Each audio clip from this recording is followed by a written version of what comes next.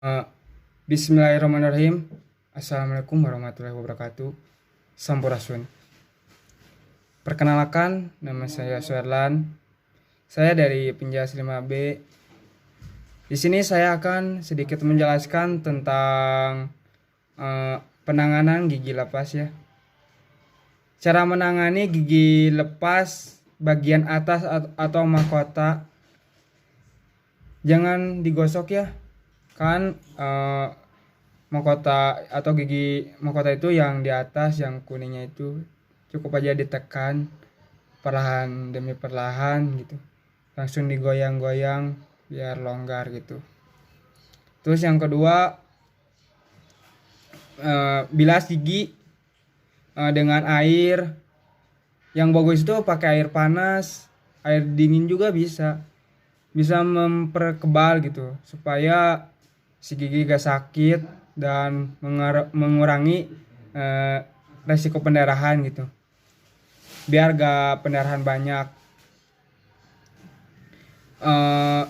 Kalau misalkan pengalaman saya, kalau misalkan di kampung-kampung, di rumah saya waktu kecil, umur berapa ya, umur 7 tahun lah, pas mau longgar-longgarnya gigi itu, kebiasaan ayah saya kalau misalkan gigi longgar itu dipakai benang ya, terus si benang itu dimasukin ke gigi yang longgar itu, langsung pakai, bisa ditaling ke pintu, di jebrot gitu bisa itu.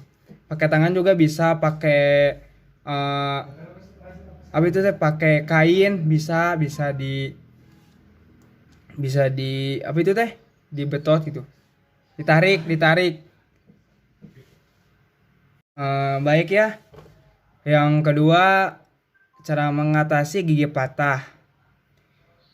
Mungkin kalau misalkan mengatasi sebagian orang ya jarang sih mengalami gigi patah, resikonya gitu sangat tinggi lagi. Terus kalau misalkan yang mengalami gigi patah itu seperti dia ada kronologinya, jatuh dulu atau terbentur gitu. Terus cara menanganinya ya, jangan, yang satu jangan panik, relax gitu. Kebanyakan orang ya kalau misalkan gigi patah nih, dia pasti panik karena gigi itu sangat penting gitu buat penampilan. Ya jangan panik aja gitu. Terus jangan rendam gitu, rendam pakai susu, karena susu itu sangat baik dan mengandung nutrisi atau nutrien yang sangat dibutuhkan untuk menjaga kondisi patah gigi gitu. Terus yang kedua, bisa juga disimpan ya di bawah lidah. Si patah gigi itu bisa disimpan di bawah lidah. Terus bisa juga dibawa ke rumah sakit, itu lebih baik. Oke, baik, kita lanjut ya. Selanjutnya kita akan membahas tentang mimisannya. Mimisan itu adalah pendarahan yang keluar dari lubang hidung karena lepasnya mukosa ya gitu. Terus penyebab mimisan juga bisa terjadi karena kelembapan, alergi, benturan, dan suhu ekstrim.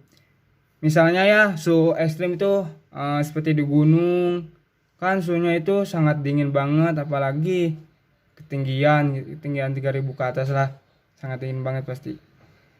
Terus dan cara menanganinya ya, ini cuma mencegah doang gitu supaya gak keluar terus mimisan gitu. Dengan koyo juga bisa, kan itu hangat ya, bisa ditempelkan ke hidung biar gak terlalu itu keluar darah. Terus pakai sirih juga bisa, kalau misalkan di kampung-kampung bisa ditutup lubang hidung gitu biar si darah itu gak bisa mengalir lagi gitu. Terus pertolongan mimisan, Eh, Terus yang pertama-tama ya kita harus menenangkan si korban, jangan dia sampai panik, apalagi si cewek gitu. Pasti kalau misalkan mimisan tuh cewek suka panik gitu. Gimana? Karena cewek itu lebay. Terus dudukan agar hidung lebih tinggi dari jantung gitu. Bungkukan badan ke depan, jangan ke atas. Terus beri instruksi agar bernapas di mulut supaya tenang. 1 2 3 lah. Ambil napas, keluarkan. Jangan keluarkan dari pantat, dari mulut gitu. Terus tekan pangkal hidung selama 5 atau 10 menitan. Terus setelah itu bersihkan luar hidung. Berhenti, bersihkan lubang hidung dengan air sampai bersih gitu. Pertolongan mimisan, jangan diposisikan tidur. Kebanyakannya kalau misalkan kalau yang nggak tahu, misalkan di kampung-kampung, kalau misalkan dia terkena mimisan itu langsung ditidurkan, jangan itu. Karena itu bisa gimana ya, si darah itu akan masuk lagi ke dalam. Yang bagus itu terus juga jangan terlentang gitu, mengendahkan wajah ke atas, aliran dapat tertelan oleh tenggorokan kita. Terus menggosok atau menggoyang hidung segera setelah mimisan, berhenti. Hal ini akan membuat mimisan muncul lagi gitu. Terus mencegah mimisan, jaga kuku anak agar selalu pendek, jangan sampai panjang gitu, karena itu bisa kuku panjang itu kebanyakan kan itu banyak kumannya gitu, apalagi yang enggak terawat, apalagi orang yang jorok-jorok gitu pasti banyak kumannya gitu. Sebaiknya kita lah bersih kuku ya, jangan panjang-panjang lah, jaga-jaga, sedia payung sebelum hujan. Terus anak harus pastikan anak memakai alat pelindung ya gitu. Sebaiknya hindari bermainan di luar pada saat udara kering dan panas, karena itu si debu itu bisa masuk gitu ke hidung. Sangat berlebihan itu gak baik sekali buat kesehatan gitu. Apalagi bisa menimbulkan mimisan. Terus segera ke rumah sakit apabila mimisan itu terus menerus gitu, gak bisa dihentikan. Sebaiknya kita bawa ke rumah sakit aja, jalan terbaik. Baik ya, kita lanjut ke asma. Kebanyakan orang ya, apalagi yang belum tahu, kebanyakan orang sesak napas itu bisa asma. Katanya asma, belum tentu gitu, karena saya jelaskan dulu ya. Jadi asma itu penyempitan atau gangguan saluran pernapasan gitu. Tanda-tanda atau gejala asma itu seperti sukar menarik napas, terdengar suara napas tambahan, otot bantu napas terlihat menonjol atau di leher, terjadinya perubahan warna kulit gitu.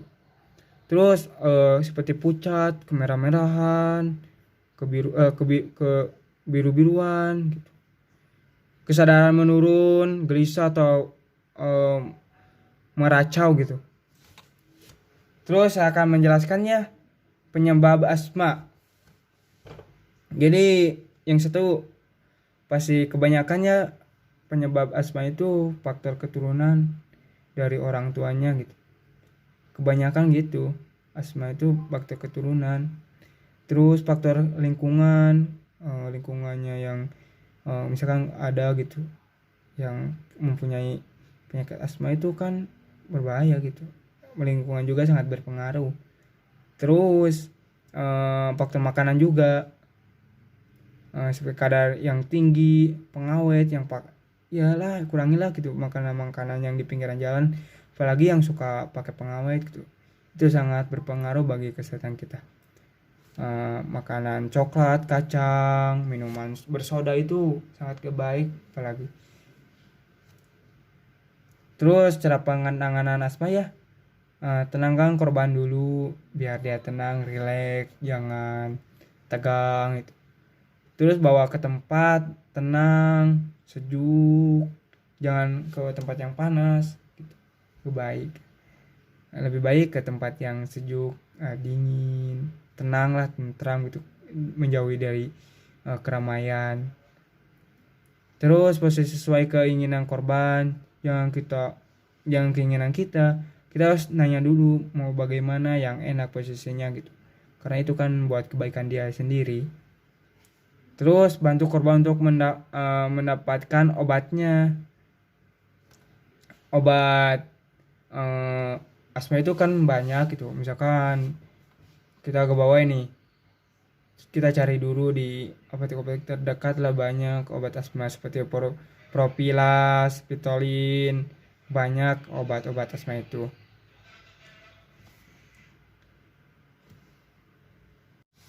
Mungkin sekian ya paparan tentang pemateri tentang asma, terus gigi patah, cara penanganan gigi,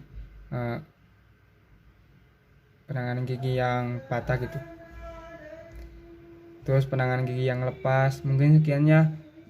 Mohon maaf kalau misalkan banyak kekurangan dari saya, karena saya manusia biasa. Assalamualaikum warahmatullahi wabarakatuh.